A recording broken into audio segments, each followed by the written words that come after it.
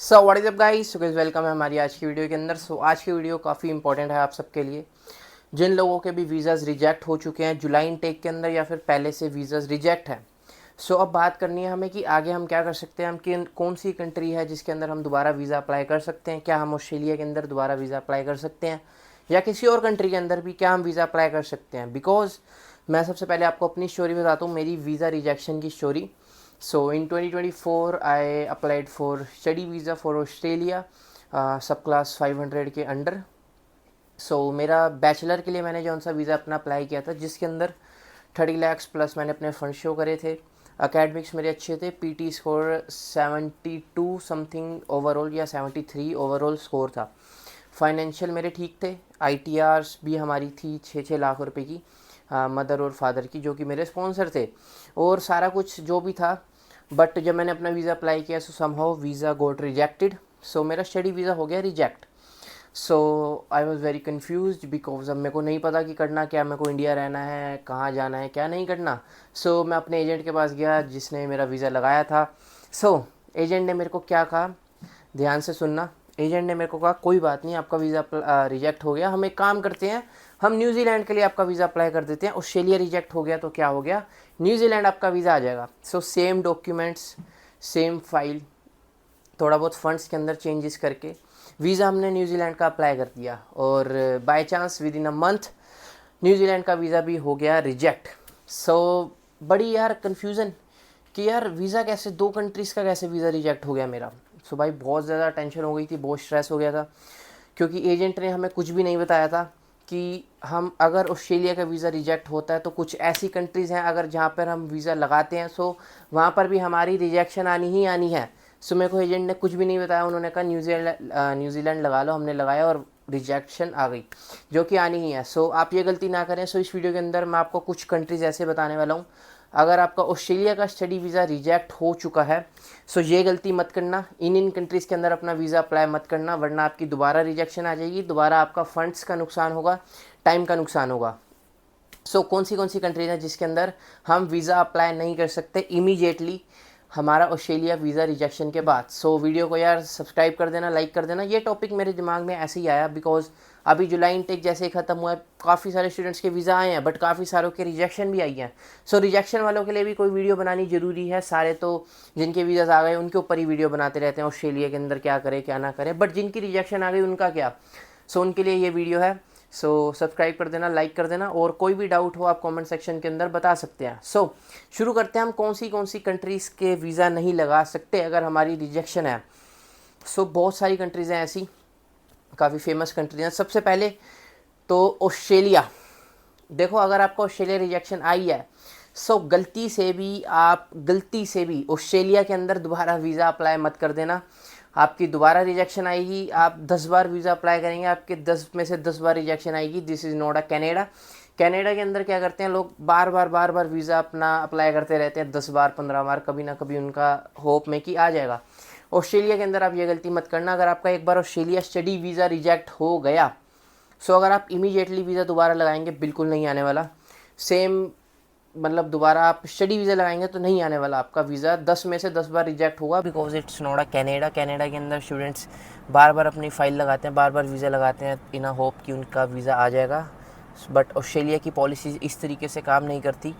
वैसे तो कहीं पर भी लिखा नहीं है ऑस्ट्रेलिया के अंदर भी कि आप वीज़ा नहीं लगा सकते एक बार रिजेक्शन के बाद, बट प्रैक्टिकल जो सा एक ग्राउंड रियलिटी है, जिन लोगों ने ट्राई किया है कि वीज़ा नहीं आता एक बार अगर आपकी ऑस्ट्रेलिया रिजेक्शन हो जाती है तो कुछ बिल्कुल इमीडिएटली तो आप वीज़ा वहाँ पर अप्लाई नहीं कर सकते। अगर आपने किया तो आपकी रिजेक्शन आ जाएगी। गलती से भी ऑस्ट्रेलिया का वीज़ा मत लगा लेना अगर आपकी ऑस्ट्रेलिया रिजेक्शन है तो। ये तो थी फर्स्ट कंट्री। सेकंड कंट्री जिसके अंदर आपको वीज़ा नहीं लगाना है ऑस्ट्रेलिया रिजेक्शन के बाद, विच इज़ न्यूजीलैंड, जो मैंने गलती करी थी। क्योंकि हो सकता है आपके एजेंट भी आपको सलाह दे कि आप न्यूजीलैंड लगा लो, बट मत लगाना बिकॉज न्यूजीलैंड और ऑस्ट्रेलिया की जो सी पॉलिसीज़ हैं वो बिल्कुल सिमिलर है। जिस रीज़न से आपका ऑस्ट्रेलिया रिजेक्ट हुआ है वो रीज़न से आपका न्यूजीलैंड भी रिजेक्ट हो जाएगा, और आपकी जो सी ऑस्ट्रेलिया की हिस्ट्री है रिजेक्शन की वो भी आपको अफेक्ट करने वाली है आपके वीज़ा के ऊपर। ये गलती मत करना बिल्कुल भी जो मैंने करी थी, मत लगाना न्यूजीलैंड, वरना आपकी रिजेक्शन 100% ही है।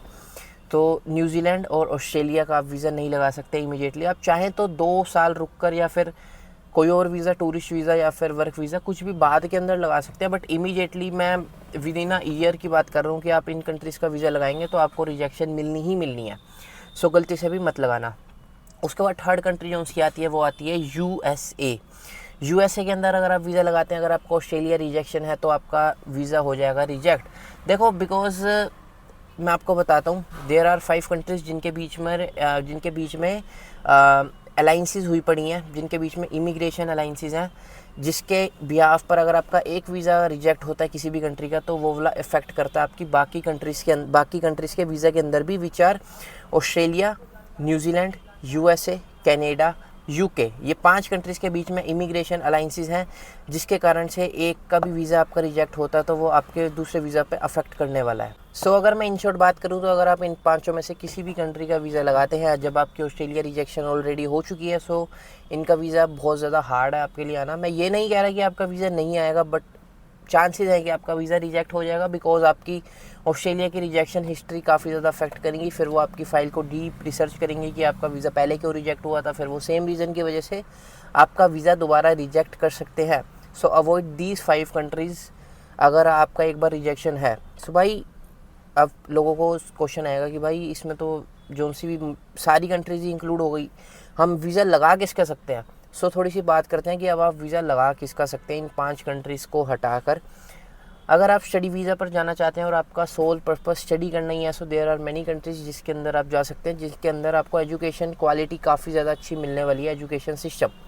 फॉर एग्ज़ाम्पल जर्मनी के अंदर आपको फ्री एजुकेशन भी मिलती है और बहुत ज़्यादा पॉपुलर भी नहीं है, सो काफ़ी कम स्टूडेंट्स जाते हैं, सो आपके चांसेस है कि वीज़ा आपका आ जाएगा। So Germany you can go, Malaysia you can go, Dubai you can go, France you can go, और स्पेन यू कैन गो।